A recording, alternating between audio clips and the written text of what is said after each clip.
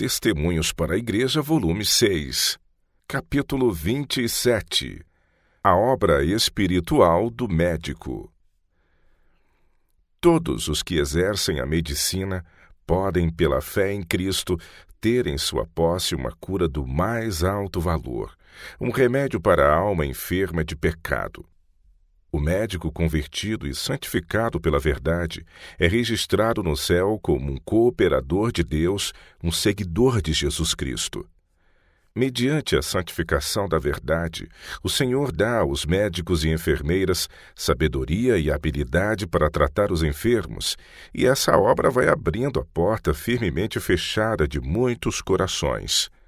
Homens e mulheres são levados a compreender a verdade necessária para a salvação. Esse é um elemento que distingue a obra para este tempo. A obra médico-missionária é como o braço direito da terceira mensagem angélica, que deve ser proclamada ao mundo caído, e os médicos, os administradores e os obreiros em qualquer ramo, desempenhando-se fielmente de sua parte, estão fazendo a obra da mensagem. Assim o som da verdade irá a toda nação, tribo, língua e povo. Nesse trabalho, os anjos fazem uma parte. Despertam alegria e melodia espirituais no coração dos que foram libertados do sofrimento e acendem a Deus ações de graças dos lábios de muitos que receberam a preciosa verdade. Todo médico em nossas fileiras deve ser cristão. Unicamente os que são genuínos cristãos bíblicos se podem desempenhar devidamente nos altos deveres de sua profissão. O médico que compreende a responsabilidade de sua posição sentirá a necessidade da presença de Cristo com ele em sua obra em benefício daqueles por quem foi feito tal sacrifício. Subordinará tudo aos mais elevados interesses que dizem respeito à vida que pode ser salva para a eternidade.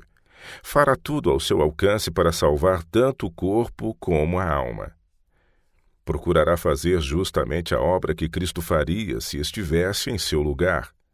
O médico que ama a Cristo e as pessoas por quem Cristo morreu buscará fervorosamente levar para o quarto do doente uma folha da árvore da vida.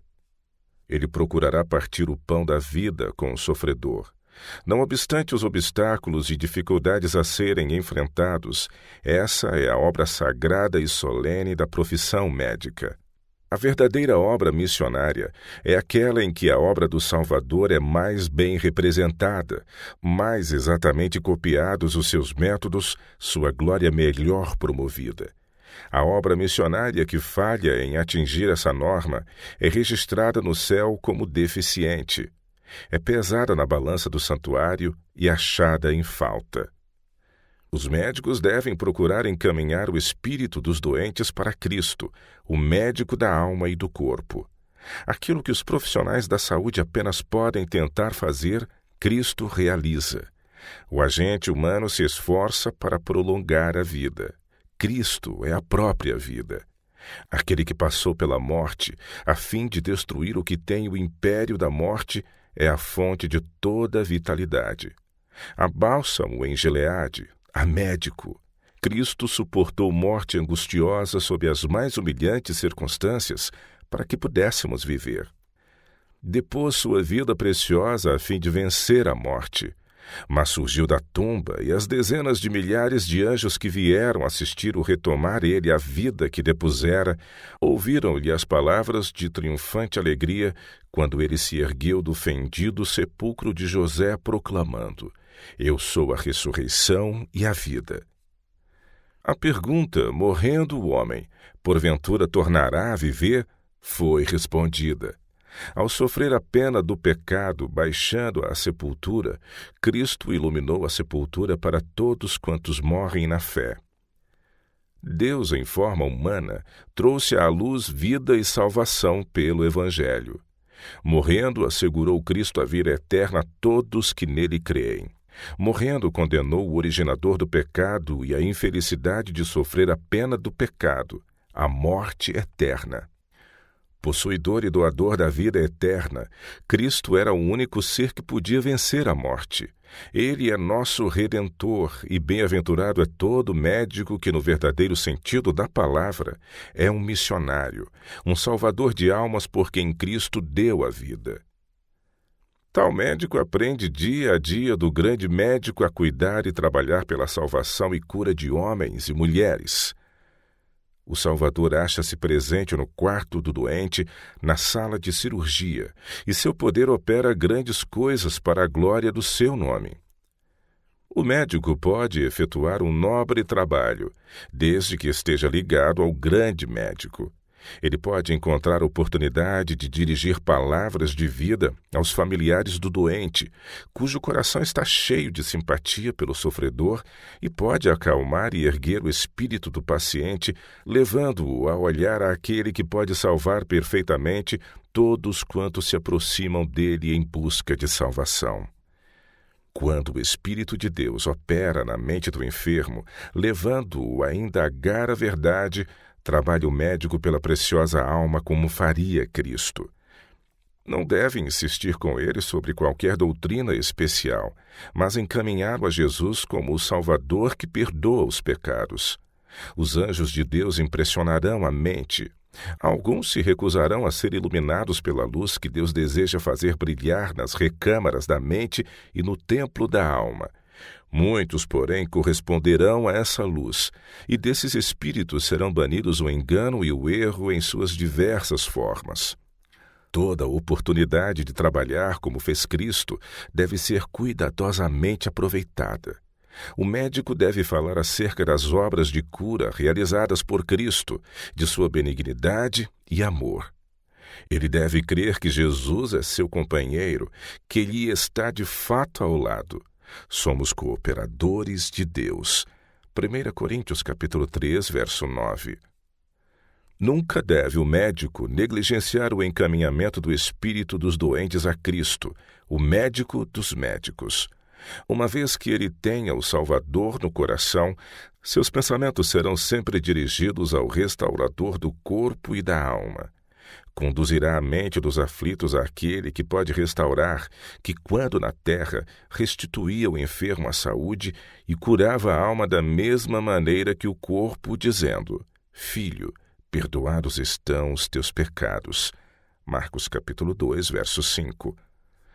Jamais a familiaridade com o sofrimento deve fazer com que o médico se torne descuidoso ou destituído de compaixão. Em casos de doenças perigosas, o enfermo sente achar-se na dependência do médico. Olha-o como sua esperança terrestre, e o médico deve sempre encaminhar a alma tremente àquele que lhe é superior, a um Filho de Deus, que deu a vida a fim de salvá-lo da morte, que se compadece do sofredor e que, por seu divino poder, dará habilidade e sabedoria a todos quantos as peçam a Deus. Quando o paciente ignora qual o desenlace de seu caso, é a ocasião de o médico impressionar-lhe a mente. Não o deve fazer movido do desejo de distinguir-se, mas a fim de dirigir a alma para Cristo como um salvador pessoal. Caso a existência seja poupada, há uma alma por quem cumpre ao médico cuidar. O paciente acha que o médico é a própria vida de sua vida. E para que fim deve essa grande confiança ser empregada? Sempre para ganhar uma pessoa para Cristo e engrandecer o poder de Deus. Quando a crise passar e manifestar-se o êxito, seja o doente crente ou não, devem ser consagrados alguns momentos para orar com ele. Essa é a oportunidade para exprimir o reconhecimento pela vida que foi poupada. O médico que segue essa orientação leva seu paciente àquele de quem ele depende para viver. Palavras de gratidão podem brotar da parte do doente para com o médico, pois por Deus ele ligou essa vida com a sua, mas sejam os louvores e as ações de graças dados a Deus como aquele que se acha presente, embora invisível. No leito de enfermidade, Cristo é com frequência aceito e confessado, e isto será mais comum no futuro do que tem sido no passado, pois o Senhor fará uma obra rápida em nosso mundo. Nos lábios do médico devem estar palavras de sabedoria, e Cristo regará a mente semeada, fazendo com que dê fruto para a vida eterna. Perdemos as mais preciosas oportunidades por negligenciar dizer uma boa palavra a seu tempo. Demasiadas vezes um talento precioso que poderia produzir 1000 vezes mais é deixado inútil. Caso não estejamos alerta para o áureo privilégio, ele passará. Foi permitido que alguma coisa impedisse que o médico fizesse a obra que lhe era designada como ministro da justificação. Não há muitos médicos piedosos para ministrarem em sua profissão. Há muito trabalho a ser feito e os pastores e os médicos devem trabalhar em perfeita união. Lucas, autor do evangelho que traz o seu nome, é chamado médico amado, Colossenses 4, verso 14, e os que fazem obra semelhante à sua estão vivendo o evangelho. Inúmeras são as oportunidades do médico para advertir o impenitente, animar o desconsolado e sem esperança e prescrever para a saúde da mente e do corpo.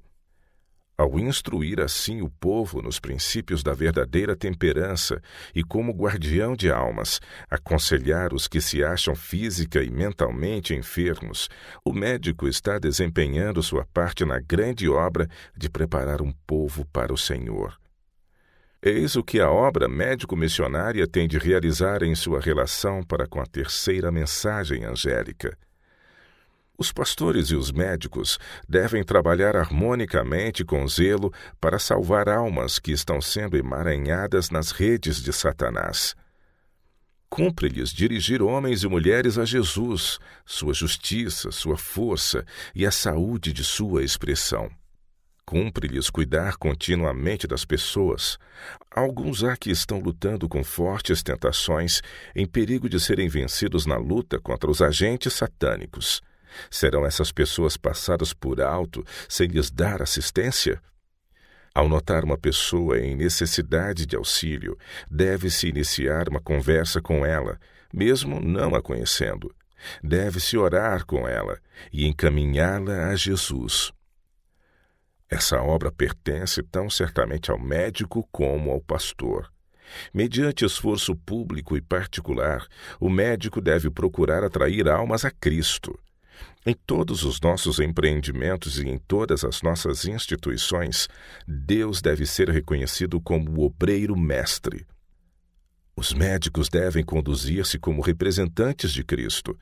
A fraternidade médica tem feito muitas reformas e cumpre-lhes avançar ainda mais.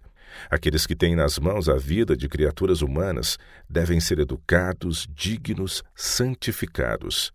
Então o Senhor operará por meio deles com poderosa força para glorificar seu nome. A obra de Cristo em favor do paralítico é uma ilustração da maneira pela qual devemos trabalhar. Por meio dos amigos, ouvira ele falar de Jesus e pedira para ser levado à presença do poderoso restaurador. O Salvador sabia que o paralítico andava torturado pelas sugestões dos sacerdotes, de que Deus o havia rejeitado por causa de seus pecados.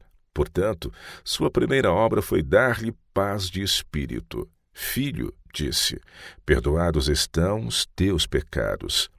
Essa certeza encheu-lhe o coração de paz e alegria. Mas alguns dos presentes começaram a murmurar, dizendo em seu coração: quem pode perdoar pecados, senão Deus? Marcos capítulo 2, verso 7. Então, para que soubessem que o Filho do Homem tinha poder de perdoar pecados, Cristo disse ao enfermo: levanta-te, toma o teu leito e vai para a tua casa. Marcos 2, verso 11. Isso mostra como o Salvador ligava a obra da pregação da verdade à de curar os doentes.